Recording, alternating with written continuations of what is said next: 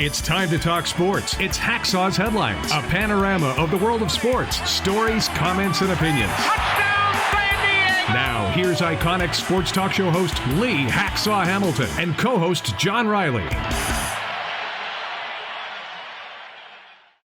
Who wants to talk sports? We do. Good afternoon, everyone. This is Lee Hacksaw Hamilton, along with my co-host John Riley. We welcome you to the Dixon Line Lumber and Home Center studios in San Diego as we head towards the great sports weekend, our Thursday regular podcast. And John, we got a hodgepodge of topics on the table. We got about a half hour to get our Zoom session in. Nice to see you again. Glad you're feeling better. Let's talk topics on the table. Okay, so we got to start with the Padres, right? I mean, Blake Snell had another great outing last night. Well, here's the storyline, and here's the question that we're going to pose. Not so much that the Padres finally beat the Dodgers in a game, or the Dodgers have pitching problems, or the Angels have unraveled. I got a question here. Who would you bid on? Because the three most viable free agents in baseball at the end of the season all have ties to Southern California. And let's start with Blake Snell. He is now 13-3. Amazing statistic in his last 21 starts. 1.31 ERA in those last 21 starts. You never see that. His career record, 71-55. Career ERA, 3.26. Guy's making $16 million this season, represented by you-know-who, Scott Boras. Price tag is probably going to be $30 million per season. He's on a path to maybe win his second Cy Young Award of his career. Who could have seen this coming? Because we had seen no consistency from Blake Snell in San Diego since he got here from Tampa. So Blake Snell suddenly becomes the marquee free agent on the open market. And now we're going to touch the toxic names. Trevor Bauer, Yokohama Baystars, he's going to try to come back here in the offseason and get a major league free agent contract. Why? He's 10-4 with a 2.76 ERA, 130 strikeouts in 130 innings in Japan. He's the best pitcher in the Nippon League. And then the third name is Julio Urias of the Dodgers, removed from the Dodgers. His career record is 60-25. He's got a 3.11 ERA. Is he worth $30 million on the open market?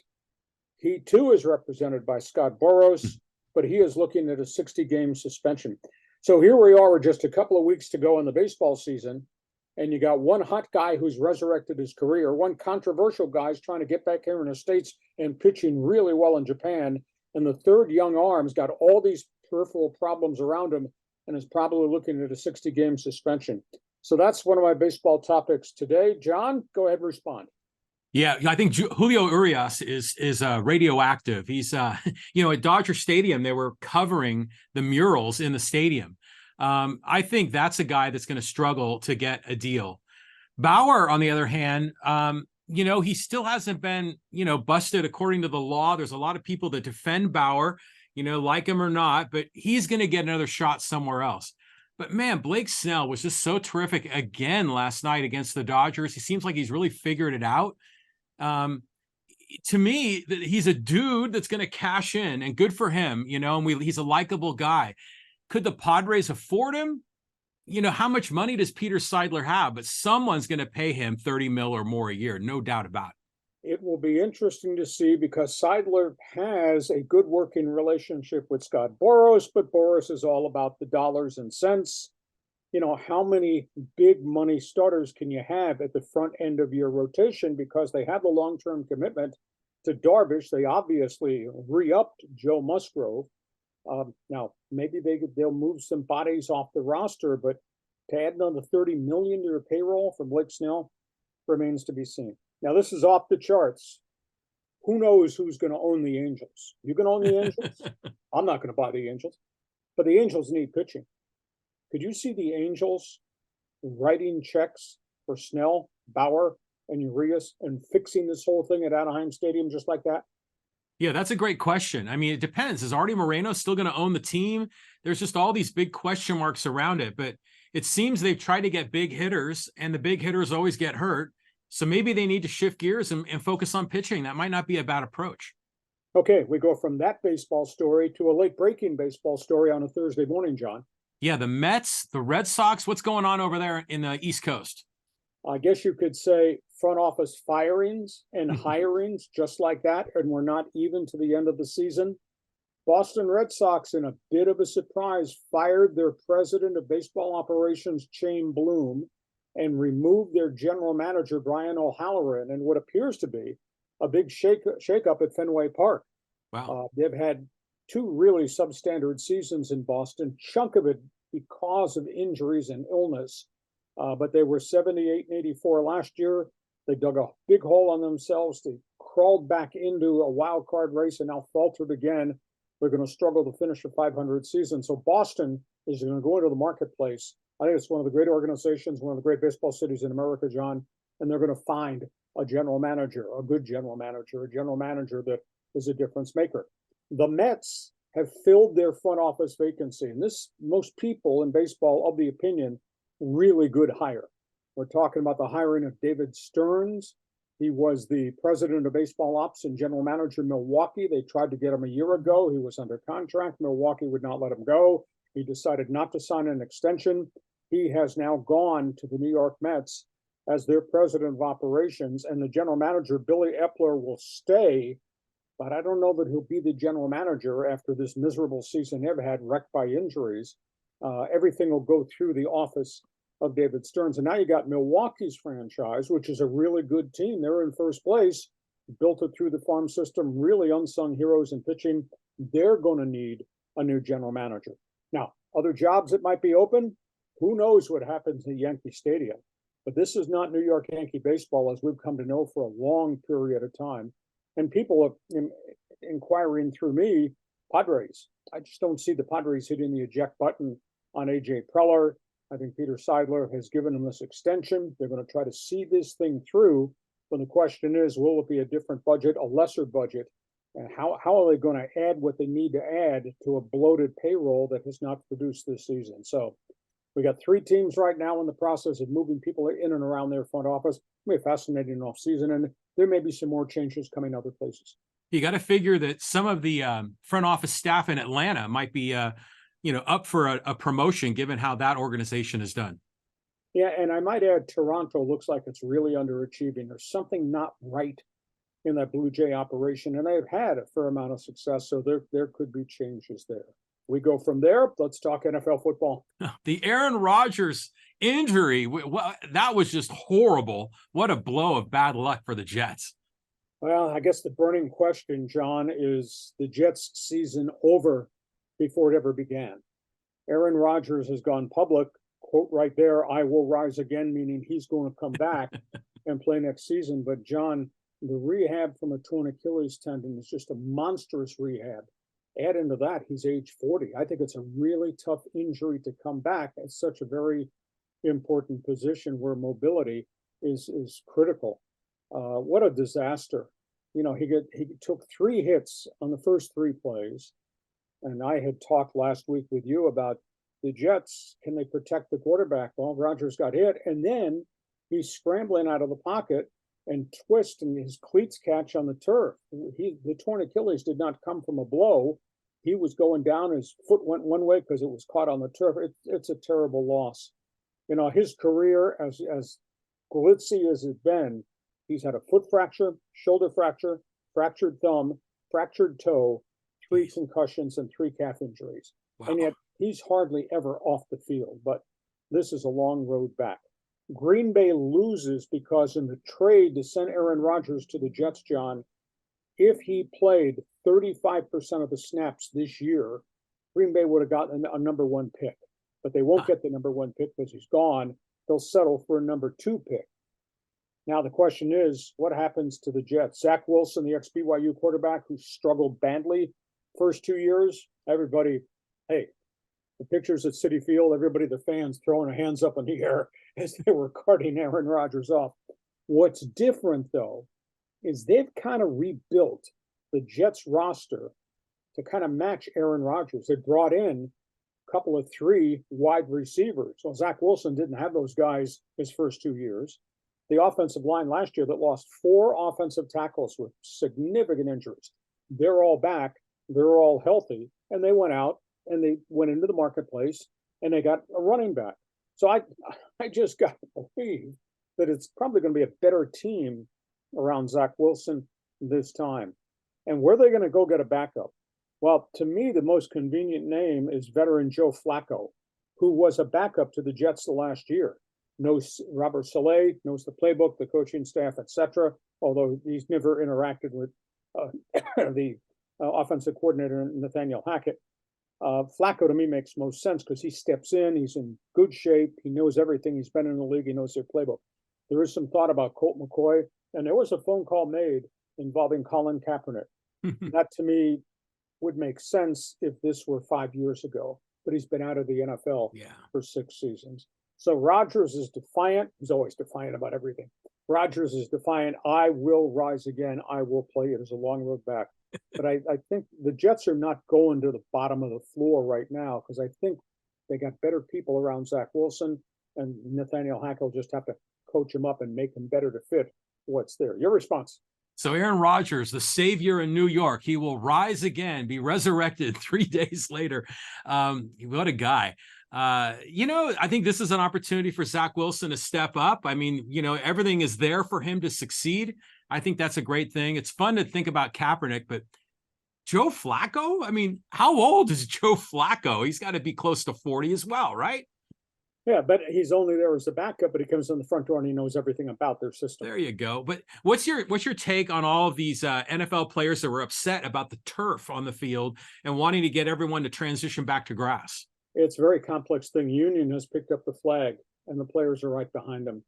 The issue is some of these stadiums are owned by NFL teams, so they could make the investment to tear out the turf and put in grass. Some of these stadiums are city, civic, county owned facilities, which means we need field turf because we've got so many other events that are playing in the stadium that serve our community. This is not going to happen overnight, but this is the first time in a long time there's been a unification of the union and the players to get rid of this. Only time will tell. Next NFL topic. Jim Trotter, local San Diego guy, in the news. Yeah, Jim Trotter, longtime Union Tribune reporter, went to ESPN, has moved around. He was with the NFL Network. He's now with The Athletic, the big sports website, has filed a major lawsuit against the NFL and Roger Goodell over his termination from the NFL Network. And he says they created a hostile workplace environment. That's the basis of the lawsuit. He worked for the NFL Network for 5 years as an outside reporter. He's charged racial discrimination over their hiring practices. They do not have any African Americans in upper echelon job responsibilities at the NFL Network. He confronted Roger Goodell at the Super Bowl press conference twice last year about that.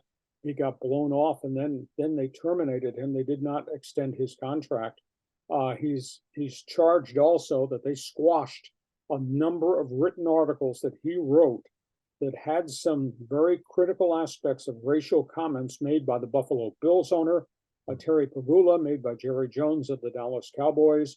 And he questions the ownership, why they take action against certain owners, like Jerry Richardson, Carolina, Daniel Snyder, Washington, and they've never taken action against Robert Kraft, who was involved in, quote, prostitutes in Jupiter, Florida. So this is a deep story. He will have to present information that all these investigative stories that he had written about Terry Pagula and Jerry Jones were factual. The league has said they did their own investigation. The league says that's an old story. We found nothing wrong there. But, Jim Trotter's response is, and he's a stand-up guy, is you always do this. You always cover things up. Terry Pagula's response that got him into hot water with Jim Trotter was, if the African American players in the NFL don't like how we run the league, they can go back to Africa. You got to be kidding me. You're saying that in 2023? Really? And Jerry Jones' comment about, well, if the blacks don't like the way we pay our players, they can buy their own team and hire their own coaches. So I find it hard to believe in 2023 that some of the richest people in the league would have that mentality to talk that way, considering Black Lives Matter and everything that's happened in the white-black relationship across America. Trotter's going to have to prove it specifically. Is there a tape? Is there audio? Is there video of Pagula and Jerry Jones saying these things? And if there is, then the league's going to have an issue. Why you never took action against those owners? Your response? Wow. I mean, that's something. It's just the good old boys, right? They own all the NFL teams and they kind of have their thing going. But Jim Trotter has always struck me as a very sharp man and a guy that has great insight. Lee, I'd imagine you've crossed paths with him when he was at the UT. That was around the time that you were the voice of the Chargers, right? Yeah, no, he did a fine job, and his career jumped up, and he went to some very marquee places. He's not what I'd call a troublemaker, but he's not afraid to write and report on really important issues, even though there may be some stinging aspects to those issues. And he's not, that's obvious to me, he is not going to be bullied by anybody in the National Football League. He's going to present this evidence if it does get to court. And a burning question, the NFL historically, when they've been wrong on things, suddenly write a check and the story goes away, whether that's the concussion lawsuit or anything like that. So we'll track this story and we'll see where this goes. Before we get to the great sports weekend, I want to remind you that our podcast is brought to you by Dixie Line Lumber and Home Center Stores. For fall, fix it, build it, you will enjoy it at Dixie Line Lumber. Have we got some games to talk about? Oh, yeah. Week 2 is going to be terrific. I'm really looking forward to that Niners-Rams game. I think that's going to be a lot of fun. Well, you posted there. These are the hot games. Chargers go to Tennessee. Weather forecast, hot, humid, and a 100% chance of running back Derrick Henry. They're going to run the ball. They're going to pound the ball. Ryan Tannehill threw 3 interceptions last week. DeAndre Hopkins wants to be more of the offense. He, of course, is the veteran wide receiver who just came on board. Mike Vrabel, I think, is a really good coach. He gets his guys cranked up. They're going to get their guys cranked up because they had a real crap weekend last weekend when they lost. Big questions for the Chargers. Austin Eckler, gimpy ankle. He left camp. He is mourning the loss of his agent who just passed away from cancer. So it's been a tough week for Austin Eckler, has not practiced. Joey Bosa's got a hamstring that flared at the end of the game. Eric Kendricks, the linebacker, has got a hamstring that he was playing through. That flared. He has not been able to practice early stage of the week. But they got Justin Herbert. They got these wide receivers. I got to believe that Tennessee is just going to run the bleeping ball so they can keep Justin Herbert off the field. Yeah. So that spins into the next question, John, as you and I have chatted about. Charger defense, the one that gave up 536 yards last week. Charger run defense, which has been pitiful, and they're going to get a heavy dose.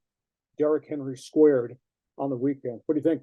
Derrick Henry is a very large human being and with broad shoulders and as strong as an ox. I mean, I could see him rumbling down the field all day. This might be another choke job by the Chargers on the road. 49ers Rams. Nobody that I know can believe that Matthew Stafford threw for 344 last week up in Seattle. This is going to be what an assignment, because you got Stafford versus that bad boy San Francisco defense. You got Christian McCaffrey, who had 152 yards rushing last week, going in action against Aaron Donald. I just don't know that the Rams have enough to hold up in this game. And like we talked about in our NFL preview, we know 2 things about San Francisco. They will maul you on offense, and they will mug you on defense. You tell me how the Rams hold up to this, John. They don't have a chance. But, they're surprising. I mean, they had a couple of receivers there I'd never even heard of that had a lot of yards, for Stafford. But is this game up in Santa Clara or is it at SoFi? SoFi. Okay, yeah. So be an interesting game. I mean, are the Rams for real? I guess we're going to find out. Miami, New England. You got Tua, you got Tyreek, you got Waddle, you got an offense that just blistered the Chargers. Now they're going against Belichick's defense, which is going to be different. Mac Jones threw for 305 last week, even though the Patriots wound up losing that game. Jones hooking up with the new offensive coordinator, Bill O'Brien. The thing that impressed me the most, Tua, he got that ball out of there quick. He never got hit, never got sacked, took 46 dropbacks, and they couldn't do anything to get to him. Now, with New England's defense and how decent they are in the back seven, how athletic they are, I think New England's whole thing is they're going to try to make Tua hold the ball for a chunk of time till the pass rush gets to him, because they're going to drop so many people into all types of smart guy coverages. I think that's going to be a fun game. Yeah, no, I mean, I was really impressed with the Dolphins last weekend, so I've got to believe they're going to be favorites on the road. Sunday was really bad in Pittsburgh, and Monday was even worse. Cam Hayward gone 8 weeks. Their top big boy defensive end, surgery, groin area. Steelers got hammered at home. Now they go play Cleveland. Chubb, Watson, Myles Garrett, Jim Schwartz's new defense. Pittsburgh's going to be 0-2 and 0-2 in the division. I mean, this would be a big hole for them to come back from. Has Tomlin ever had a losing season? I don't think he has. Never. So maybe this is the year. Well, last year they were sub 500 and they made a phenomenal sprint to the finish line with Kenny Pickett as the first-year quarterback. Baltimore, Cincinnati. Speaking of being 0-2, is it a different Joe Burrow this weekend? That's a burning question, because he really struggled. Baltimore's got Lamar Jackson, Odell Beckham, 3 wide receivers who are all kids that complement Beckham. Unbelievably tough defense. They did lose J.K. Dobbins, their top running back, with a ruptured Achilles. So Baltimore's going to have to do running back by committee just the second week into the season. So which Joe Burrow shows up? Because that was not vintage Joe Burrow last week. Yeah, we're going to find out. I mean, this is a huge game, but you pick the Ravens to upset and win that division. So, you know, maybe the Bengals will be 0-2. Seattle, Detroit, Seahawks. Are they going to go 0-2? This game is at Ford Field. You think in Detroit they'll be amped up for this game? Oh, yes. They'll start drinking on Saturday to be ready for Sunday. Seattle's lost both of its offensive tackles. Their DBs are banged up, and the Lions just punish people. Detroit could be 2-0, living up to the hype. And Seattle, which I couldn't believe, might be 0-2 after losing to the Rams. Would they lose to Detroit? So, yeah, Geno Smith, I mean, for so long, he just sort of sputtered and was a backup and had that great year last year. And now we're getting the old Geno Smith. But I love the whole Lions story, so I hope they keep rolling. Okay, we get to halftime, brought to you by Dixie Line Lumber and Home Center Stores. Reminder, Dixie Line for fall projects. Dixie Line's got it all. Power tools, paint, doors, windows, decking, outdoor lighting, inside or outside. Looking to do something for the fall? Look to Dixie Line Lumber to help you. And by the way, go to the website, dixieline.com. Check out their monthly ad promotions. Dixie Line, fix it, build it, enjoy it.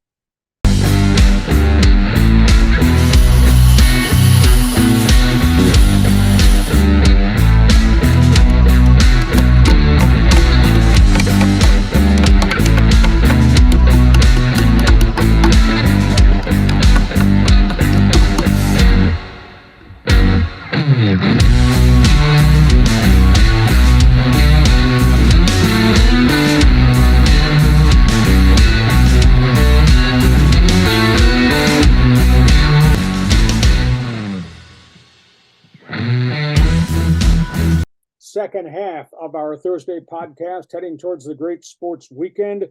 John, we got some big names here, and we got some bad stories to talk about, and probably those big names. Yeah, this Mel Tucker thing is just not going away. And now there's some nonsense in Houston, too. Let's talk, first of all, about the Michigan State coach. He remains suspended. His 10-year, $95 million contract is in real jeopardy. Michigan State is now going to hold a hearing that Tucker must appear at. It involves sexual misconduct with the counselor, Brenda Tracy, who has a foundation that goes around the country and talks to football players and programs about their responsibility as a man towards women on the campus, etc.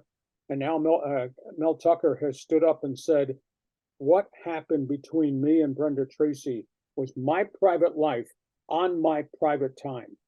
And the university says, no, it's not. No. And Michigan State, of course, has this thing hanging over their neck about Dr. Larry Nassar, the Olympic doctor, the sexual misconduct with all the Olympic gymnasts, what happened to the U.S. Olympic team. It's not a good look for Michigan State's leadership. It's a bad situation for Mel Tucker. Yeah, now, disgrace.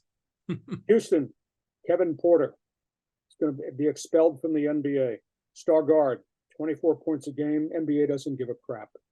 He's been arrested, felony choking of his girlfriend, fractured her neck, eye injury from a beating. This guy had already been suspended by the league for, quote, COVID violations a couple of years ago, had been arrested on gun and alcohol issues. This guy's making mega money, and he's out of the NBA, or will be out of the NBA very quickly. Bad citizen.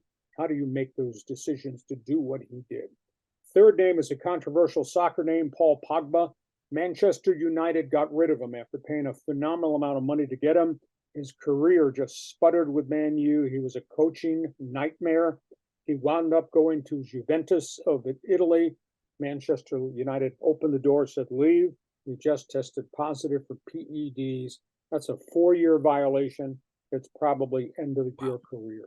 How do these guys, John, make these decisions? Yeah, I mean, what a bunch of dopes. I mean, they have all the opportunity right in front of them. I mean, you can add Julio Urias to that list and Ja Morant and all these other guys that we've covered, but just a disgrace. It's great to see the league step up and take a sharp action.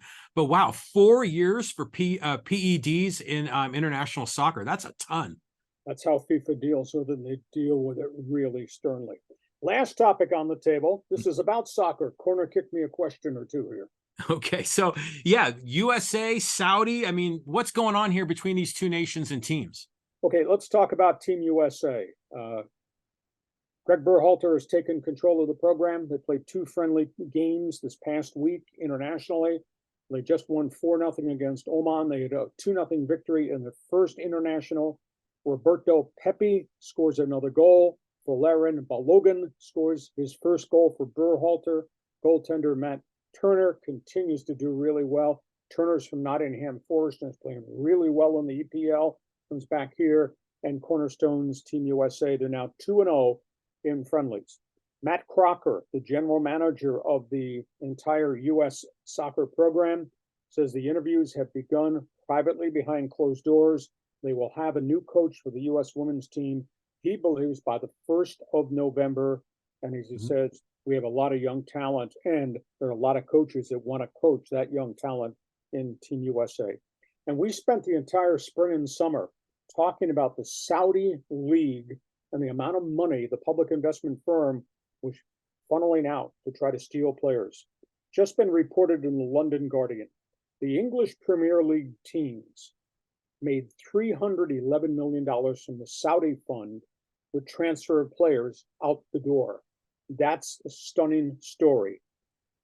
The report also in the Guardian says the Saudi fund spent $711 million in global transfers. That's players from not just England, but Spain, Italy, Germany, wherever they would buy them from. 31 players have left the EPL to go play in Saudi Arabia. And there's huge debate. How do we control these people from not raiding us in the middle of the night? Because it impacts the English Premier League if you're stealing top players and grossly overpaying them.